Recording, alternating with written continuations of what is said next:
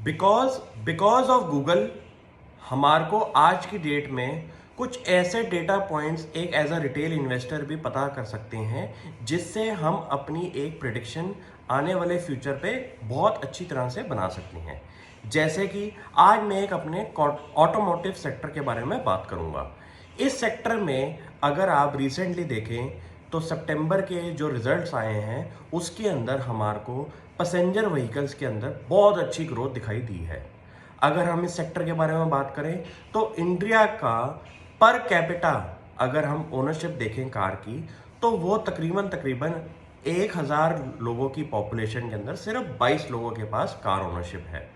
इस सेक्टर के अंदर बहुत इमेंस ग्रोथ अपॉर्चुनिटीज है नेक्स्ट 2 डिकेड्स के अंदर, जो कि एक स्मॉल प्रेडिक्शन अगर मैं बोलूं तो इसमें अराउंड 775% की ग्रोथ की अपॉर्चुनिटी दिखाई देती है। अगर हम इस सेक्टर को ढंग से स्टडी करें तो इसमें बहुत ज़्यादा पैसा बन सकता है। जैसे कि अगर हम कार कंपनीज की बात करें तो हमारे पास कुछ लिस्टेड प्लेयर्स हैं, बट मैं उनमें ओनरशिप की बात नहीं करूँगा क्योंकि मुझे उनकी वैल्यूएशन में कुछ चीज़ें समझ नहीं आती। जैसे कि हमारा जो आने वाले टाइम में जो फ्यूल यूज़ होगा वो आपका पेट्रोलियम प्रोडक्ट से दूर होके आपका ईवी, आपका हाइड्रोजन जैसे सेगमेंट्स में भी जा सकता है। तो इसमें एक वेट एंड वॉच की अपॉर्चुनिटी मुझे दिखाई देती है कि अभी इन बिजनेसेस को समझने की बहुत ज़्यादा ज़रूरत है क्योंकि ये इंडिया के पूरे लैंडस्केप को कवर नहीं करते, क्योंकि ऐसे ऐसे कार मेकर्स भी इंडिया में हैं जो कि लिस्टेड ही नहीं है। तो इस सेगमेंट को हम अगर और डीप डाइव पढ़ें तो इसमें मुझे बहुत ज़्यादा अपॉर्चुनिटीज़ दिखाई देती हैं जो कि इनके कंपोनेंट मेकर्स हैं। जैसे कि आपकी टायर कंपनीज, अगर इंडिया में जितने भी कार मैन्युफैक्चरर्स हैं अपनी फैक्ट्री से गाड़ी निकालते हैं तो उसमें टायर लगता है। ये हो गया उनका डायरेक्ट सेल्स। सेकंड सेल का कंपोनेंट होता है आपके सेकेंडरी सेल्स, जो कि गाड़ी 3 से 5 साल के टाइम पीरियड के बाद आपको गाड़ी के टायर्स चेंज करने होते हैं। तो ये होती है रिप्लेसमेंट मार्केट।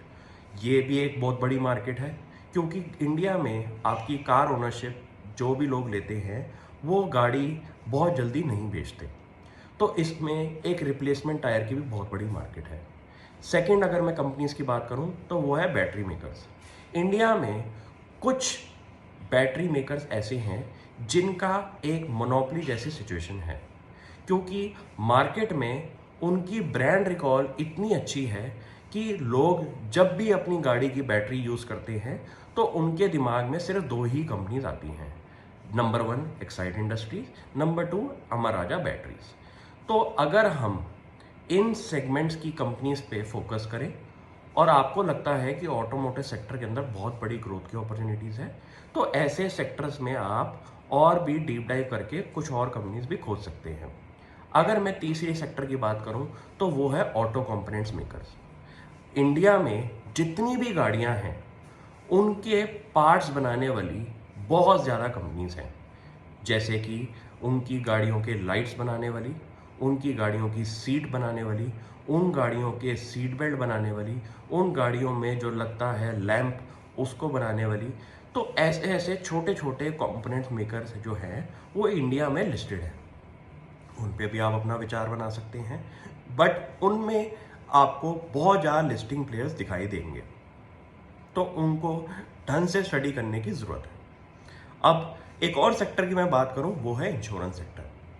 हमारा गवर्नमेंट का रूल है कि इंडिया में जितनी भी गाड़ियां हैं अगर वो रोड पे चल रही हैं तो उनकी इंश्योरेंस होना बहुत ज़रूरी है। तो सिमिलरली आप कुछ ऐसे जनरल इंश्योरेंस प्लेयर्स पे भी इन्वेस्ट कर सकते हैं जिनका मार्केट में ग्रोथ की अपॉर्चुनिटीज डायरेक्टली लिंक्ड है गाड़ियों की सेल्स के साथ, क्योंकि गाड़ी अगर शोरूम से निकलेगी तो उसकी इंश्योरेंस होना बहुत ज़रूरी है। तो आपको ये पता चल गया कि ऑटोमोटिव सेक्टर के अंदर लिस्टेड प्लेयर्स जो कार मेकर्स हैं वो कम हैं, लेकिन उनको सप्लाई करने वाली कंपनीज इंडिया में बहुत सारी है। तो अगर मैं कुछ कंपनीज के आपको नाम जैसे मैंने आपको बताए उन पे आप अपना विचार बनाइए और उनको ढंग से स्टडी करें, क्योंकि ये सेक्टर जो है इसमें स्लो डाउन तो दिख ही नहीं रहा मुझे आने वाले 10 से 15 सालों में, क्योंकि गाड़ी इंडिया में लेने के लिए एक मोबिलिटी के चक्कर में नहीं ली जाती, बट इंडिया में एक जो मिडिल क्लास फैमिली है वो एक अपनी फैमिली रेपुटेशन के चक्कर में भी गाड़ी लेती है।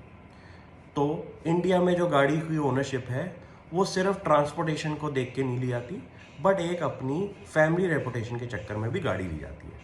तो इस सेक्टर में अगर आप पिछले 1 साल की ग्रोथ देखेंगे तो बहुत बड़ी ग्रोथ दिखाई दी है, जो कि स्पेशली आपके पैसेंजर सेगमेंट में दिखी है। तो अगर आप छोटी सी आपको टिप देता हूँ कि रात को अगर आप वॉक पे जाते हैं तो जितनी भी आपकी लोकेलिटीज़ के अंदर गाड़ियाँ हैं उन पे आप ये चेक कर सकते हैं कि उनमें कौन सी कंपनी का टायर लगा हुआ है।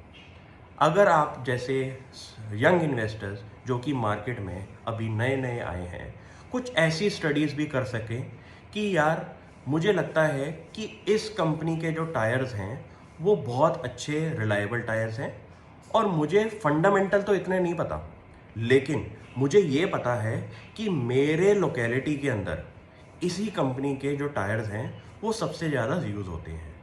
अब कुछ टायर कंपनीज़ की अगर मैं बात करूं, जैसे कि JK tyre, Apollo tyre, Goodyear tyres और सीएट टायर जैसी कंपनीज, उन पे आप अपनी एक इन्वेस्टमेंट अपॉर्चुनिटी बना सकते हैं।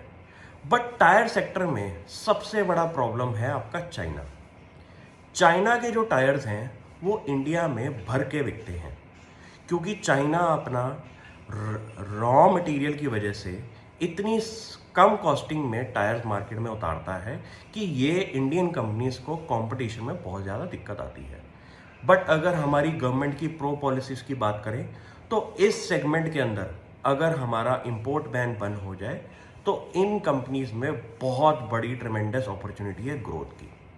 तो ऐसे स्टडीज़ आप अपना रेगुलरली न्यूज़ आर्टिकल से पढ़ सकते हैं, और अगर आप मार्केट स्टडी एज वॉक करते हुए भी देखें तो इसमें आपको एक इन्वेस्टमेंट अपॉर्चुनिटी भी कभी कभी दिख जाती है। Thank you.